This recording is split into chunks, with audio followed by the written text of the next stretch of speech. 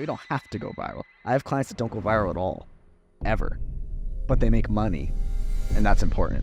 There's two types of follower growth. There's viral, and then there's consistent. It's because we focus on audience efficiency over audience size. JK, like, do you recommend daily? And I say, making more offers will never result in you making less money. Wow, there's a lot of sauce. This is how There's two types of follower growth, and I'm reading my tweet here out of what I remember from it. There's two types of follower growth. There's viral, and then there's consistent. Consistent follower growth is what you should aim to monetize. Viral follower growth should be a bonus.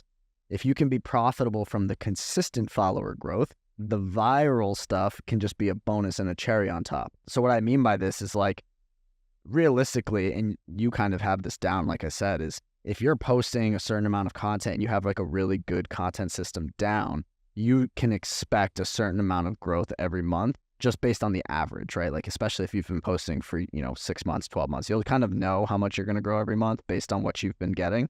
If you can now be profitable from that consistent growth, let's just say you're gaining 1,000 followers a month. If you can be profitable from that 1,000 followers, you're hitting up all those 1,000 followers, you're having conversations, etc., and you can make a bunch of money from that, you don't have to go viral at all. But if you do, it's just a bonus. So this is what I try to do for our clients is like, and this is kind of how wow, there's a lot of sauce. This is how I kind of took myself away from the whole follower growth ghostwriting niche and kind of aimed more towards the monetization. I try to have a more modest, consistent, higher quality growth so that they can be profitable off that specific growth, and I make sure that they know how to be profitable off that. That way, when we do go viral, it's just like a bonus. It's like, oh shit, we just hit new all-time highs because we went viral. But you don't have to go viral. I have clients that don't go viral at all, ever, right? They just gain like 500 followers, but they make money, and that's important. Good. I mean, good shit, man. Nice. It's like double like, share, repost, subscribe. So much value, Marcus. Thanks. What a podcast. Yeah. Fire.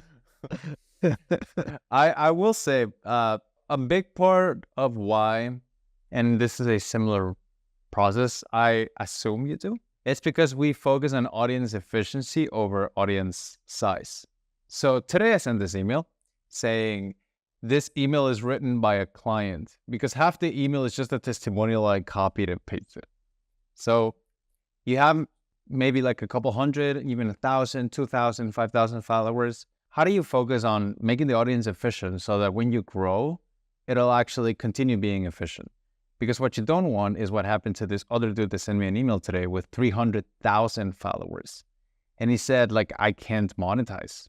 And I'm like, shit, well, I don't know what to tell you, man. Come to Papa. No. I mean, it's like, what do you want me to do, right? So anyway, how do you make the audience efficient? Because I think that if you don't monetize early, then it only gets less efficient. So the more you grow, the harder it's going to be.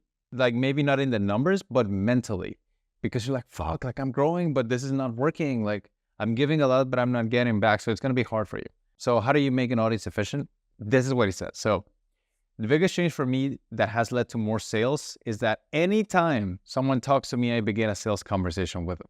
I don't let any lead slip through the cracks anymore. I sometimes shrink the conversation window down to minutes. If someone replies to my email, likes a post, follows me, sends me a connection request, or even breathes in my vicinity, I start talking to them. I realized in the past that I let way too many leads just die or slip through the cracks. You have holes that need to be plugged. So kind of the way I look at it is, if the audience right now is a boat, it has many holes. If you make the audience bigger without plugging the holes, you're just making the holes bigger. So you're going to keep sinking. There are holes that need to be plugged in order for audience growth to actually have effects.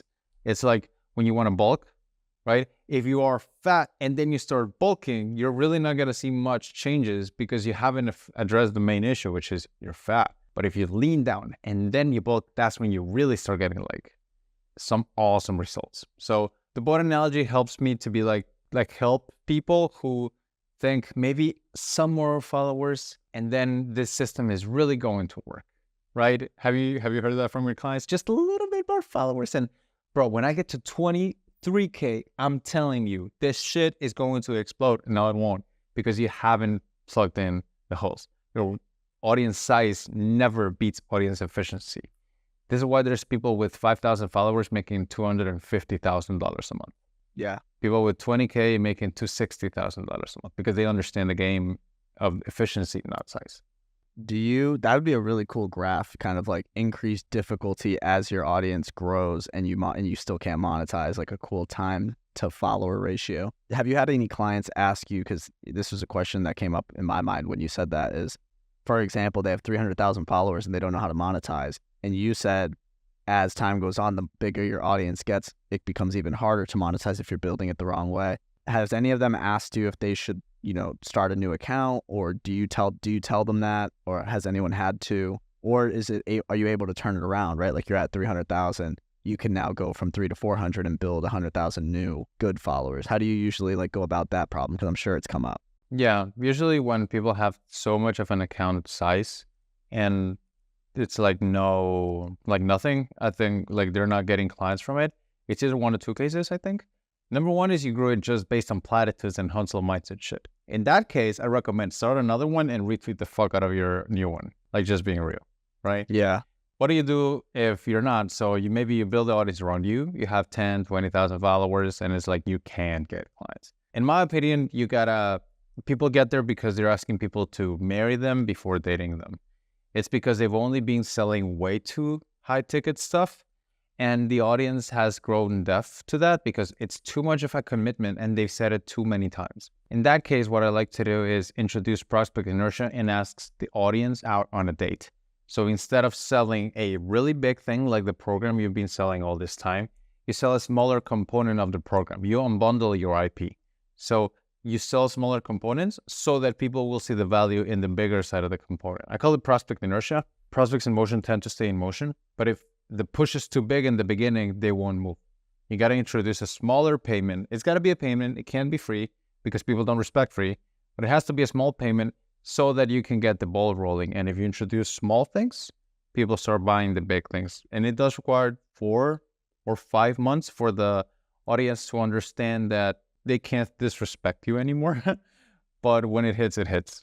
Interesting. Yeah. I think another thing I've seen too is just from who I've seen in the space, I feel like a lot of times people will grow in that case where you said 10 or 20,000 followers. Like a lot of times they have this good audience and the reason that they don't monetize, they're just not even having any conversations.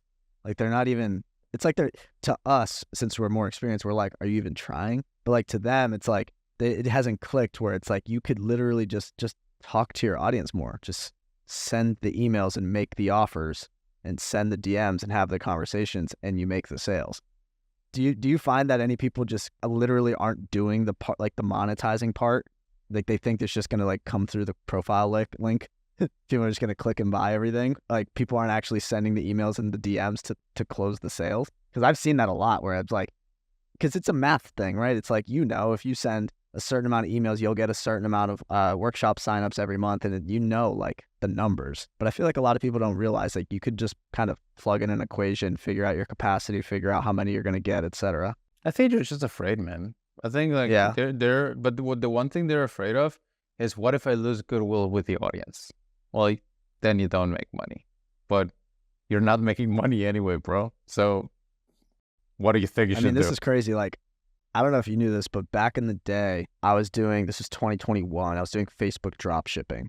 I made $7,000 in 3 months. It's good for me back then. But on the side, I was making TikToks about side hustle TikToks. Best side hustle 2021. Facebook drop shipping. They're still on my TikTok. They got hundreds of thousands of views. I would go TikTok live and talk about Facebook drop shipping, and I did all this stuff. I made 1 or 2 Facebook drop shipping videos, and I was like, okay, I have traction here. I went and I made the course, a Facebook drop shipping course. I think I made it $197 or $297. I ended up selling 7 or 8 of them. But even that, and I didn't know back then because I wasn't this info marketer that I am now. But back then, I made 7 sales through just going TikTok live and making a YouTube video and making it on ClickFunnels and just kind of making an offer twice. And I made 7 or 8 sales for my Facebook dropshipping course in 2021. Ended up not going through with it because I just kind of wasn't that good at Facebook dropshipping anymore. And I was like, I don't want to live this facade where I made $7,000 once and I'm teaching people to make $7,000. I didn't want to live that life. So I just shut it down. But the lesson from that story is if you just make offers, you make money. It's like make more offers, make more money. It's super basic, but some people need to hear it. Yeah, I tell people that. JK, like, do you recommend daily? And I say, making more offers will never result in you making less money. They're like,